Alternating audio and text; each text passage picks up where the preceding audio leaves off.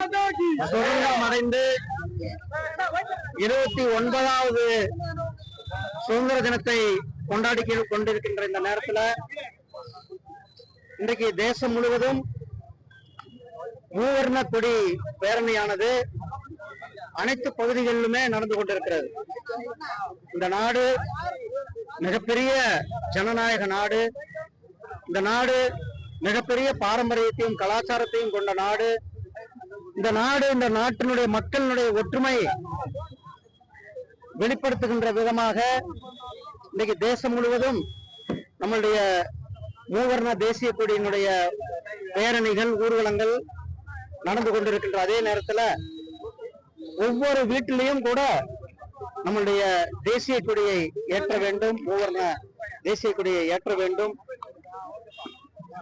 ஒவ்வொரு வீடு அல்லது பகுதிகளில் கூட தேசிய கொடியை ஏற்றி வைத்து இன்றைக்கு நம்மளுடைய மக்கள் பொதுமக்கள் நம்மளுடைய சுதந்திர தினத்தை கொண்டாடி கொண்டிருக்கின்றோம். நம்மளுடைய நாடு, நம்முடைய பாரத நாடு மிக வேகமாக வளர்ந்து வருகின்ற நாடாக இருந்து கொண்டிருக்கிறது. நம்மளை வெள்ளக்காரர்கள் கிட்டத்தட்ட 300 ஆண்டுகளுக்கு மேல அடிமைப்படுத்தி வைத்திருந்தார்கள். நம்முடைய எண்ணற்ற தியாகிகள், எண்ணற்ற அரசர்கள் வெள்ளையர்களுக்கு எதிராக போரிட்டு இந்த சுதந்திரத்திற்காக தமிழகத்திலிருந்து பல்வேறு தலைவர்கள் சுதந்திரத்திற்காக போராடினார்கள். பல லட்சம் பேர் பல்வேறு இயக்கங்கள் மூலியமாக சுதந்திரத்திற்காக பாடுபட்டு நமக்கு சுதந்திரத்தை வாங்கி கொடுத்திருக்கிறார்கள். நாம் இன்றைக்கு மிகப்பெரிய ஒரு ஜனநாயக நாடாக, உலகத்துல மிகப்பெரிய ஒரு அதிகமான வேகமாக வளர்கின்ற பொருளாதார நாடாக இன்றைக்கு வளர்ந்து வருகின்றோம். வெள்ளை அதாவது பிரிட்டிஷை பின்தள்ளிவிட்டு இன்றைக்கு நாம் 4வது மிகப்பெரிய பொருளாதார நாடாக இன்றைக்கு இருந்து கொண்டிருக்கின்றோம். 2027 3வது பெரிய நாடாக, 2047 100வது சுதந்திரம் கொண்டாடும் பொழுது உலகத்திற்கு வழிகாட்டியாக இருக்கின்ற நாடாக நம்முடைய நாடு, நம்முடைய பாரத நாடு இருக்க வேண்டும் என்பதற்காக நாம் மக்கள் அனைவரும் ஒரே பாரதம், உன்னத பாரதம் என்பதை வலியுறுத்தி இன்றைக்கு இந்த மூவர்ண தேசிய கொடி பேரணிகள் நடந்து கொண்டிருக்கிறது. இந்த நாட்டினுடைய வளர்ச்சி நாம், அதனாலதான் நம்மளுடைய பிரதமர் காசி தமிழ் சங்கம், நாம் நமக்கும் மற்ற அனைத்து பகுதியும் ஒரே பாரதம், உன்னத பாரதம் என்பதை வலியுறுத்தும் நோக்கில காசி தமிழ் சங்கம், சௌராஷ்டிரா தமிழ் சங்கம் போன்ற நிகழ்ச்சிகள் எல்லாம் தொடர்ந்து நடத்தி கொண்டிருக்கின்றோம்.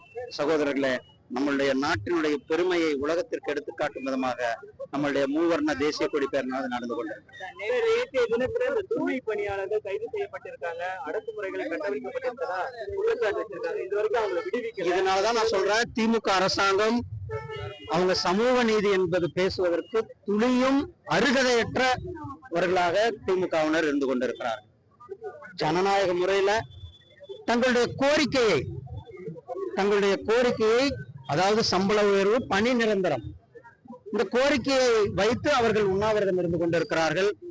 அவர்களிடத்துல பேசுவதற்கு அரசாங்க தரப்புல இருந்து யாரும் தயாராக இல்லை. தொடர்ந்து அவர்களுடைய கோரிக்கையை வைத்துக் கொண்டிருக்கிறார்கள். நம்ம பார்த்தோம், கொரோனா காலத்துல யாரு கூட எல்லாரும் மக்கள் பயந்து கொண்டிருந்தார்கள். ஆனால் தூய்மை பணியாளர்கள், சுகாதார பணியாளர்கள் தங்களுடைய உயிரை பணயம் வைத்து இந்த நாட்டிற்காக சேவை செய்தவர்கள். இன்னைக்கு நாம் நாடு சுத்தமாக இருக்கிறதுன்னா அதுக்கு மிக முக்கியமாக காரணம் தூய்மை பணியாளர்களுடைய காண்டு. இரவு பகல் பார்க்காம, இரவு நைட்டு 24 மணி நேரமும் நம்மளுடைய பகுதியை தூய்மையாக வைத்துக் கொண்டிருக்கிறார்கள். ஆனால் அவர்களிடத்துல அவர்களுடைய கோரிக்கையை இந்த திமுக அரசாங்கம், இந்த ஸ்டாலின் அவர்களுடைய கோரிக்கையை கூட கேட்பதற்கு நேரம் இல்லாம நேற்று போய் படத்தை பார்த்துட்டு இருக்காரு, சினிமா படத்தை பார்த்துட்டு. ஏன்னா அவர்கிட்ட கூப்பிட்டு ஒரு 2 நிமிஷம் பேசுறதை விட்டுட்டு சினிமா படத்தை பார்த்து கொண்டிருக்கின்ற ஒரு முதலமைச்சரை தான் நாம் பெற்றிருப்பது என்பது நமக்கெல்லாம் மிகப்பெரிய ஒரு வேதனை. கொடுங்கோலன் ஆட்சி நடந்து கொண்டிருக்கிறது, திமுகவுடைய கொடுங்கோலன் ஆட்சி நடந்து கொண்டிருக்கிறது. தூய்மை பணியாளர்களுக்கு சரியான நீதி வேண்டும், நியாயம் வேண்டும். அது இந்த திமுக அரசாங்கம் கொடுக்க தவறி இருக்கிறது. அவர்களுக்காக நாம் எப்பொழுதும் துணையாக இருப்போம். இப்போ அடக்குமுறை நடந்திருக்கு, அவங்க மேல தாக்கப்பட்டிருக்காங்க. மத்திய அரசு இதுல தலையிட முடியுமா? எஸ்டி ஆணையம் இதுல தலையிடுவதற்கான வாய்ப்புகள் இருக்கா? அதாவது தூய்மை பணியாளர்களை பொறுத்தளவுக்கு SC/ST மக்கள் மட்டும் வேலை செய்யலாம். அனைத்து பகுதி மக்களும் இது நம்ம ஒரு பணியாளர்களாக தான் நாம் பார்க்க வேண்டும். இந்த திமுக அரசாங்கம் அவர்கள் மேல ஒரு அடக்குமுறையையும் அவர்களுக்கு பணி நிரந்தரத்தை கொடுக்க மறுப்பது, அவர்கள் மேல தாக்குவதை வன்மையாக கண்டிக்கத்தக்கது. நிச்சயமாக சம்பந்தப்பட்ட துறைகள், சம்பந்தப்பட்ட ஆணையங்களுக்கு நான் என்னுடைய சார்பிலேயே அவர்களுடைய கோரிக்கையை எடுத்து சென்று அவர்களுக்காக நாம் துணை நிற்போம்.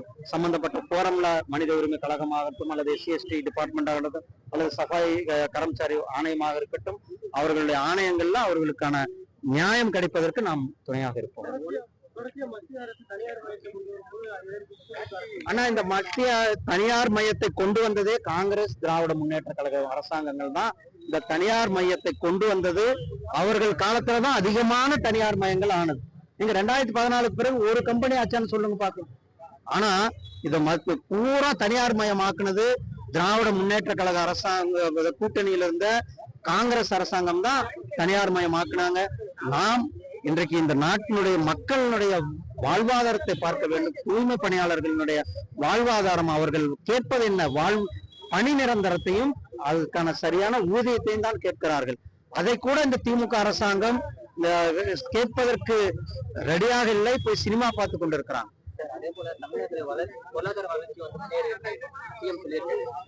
ஆனா அந்த வளர்ச்சி எல்லாம் இவர்கள் ஒரு மாயை காட்டியிருக்கிறார்கள்.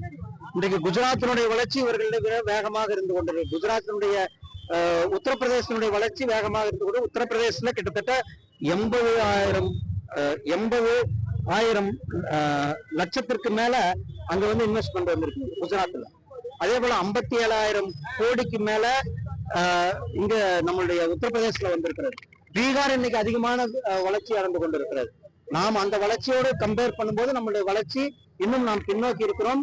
பல நிறுவனங்கள், நான் கேள்வி கேட்டிருந்தேன், இந்த கடந்த 4 ஆண்டுகளாக எத்தனை நிறுவனங்கள் இங்க வந்து நீங்க என்ட்ரி போடுறீங்க, ஆனா நீங்க எத்தனை ஷூட் பண்ணீங்க, எத்தனை நிறுவனங்கள் பணியை தொடங்கி இருக்கிறார்கள் என்று வெள்ளை அறிக்கை வெளியிட வேண்டும் என்று கேட்டிருந்தேன். ஆனா அரசாங்கத்துக்கிட்ட இருந்து, ஸ்டாலின் கிட்ட இருந்து இன்னைக்கு வரல ஒரு பதிலும் கிடையாது.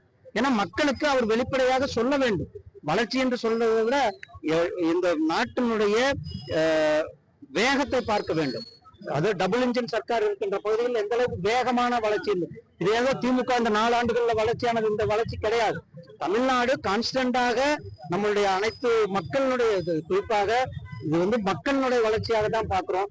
மத்திய அரசாங்கம் இங்கு தமிழ்நாட்டிற்கு கொடுத்த திட்டங்கள், மத்திய அரசாங்கம் கொடுத்த நிதி, இதையெல்லாம் நம்மளுடைய பிரதமர் அவர்கள் தமிழகத்திற்கு, குறிப்பாக தமிழ்நாட்டினுடைய இன்ஃப்ராஸ்ட்ரக்சருக்கான கொடுத்த நிதிகள் மூலியமாக இன்றைக்கு நாம் அந்த வளர்ச்சியை ஈடுபட்டு இருக்கிறாங்க.